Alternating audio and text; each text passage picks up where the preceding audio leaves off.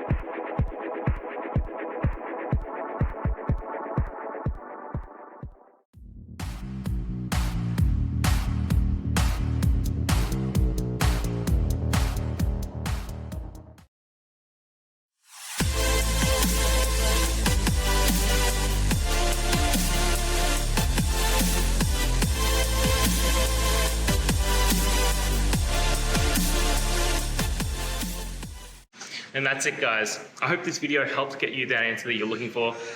Now, I'll see you next time. Please subscribe for more question and answer videos. And if you have any more, please just shoot them through in the comments. Have a good one.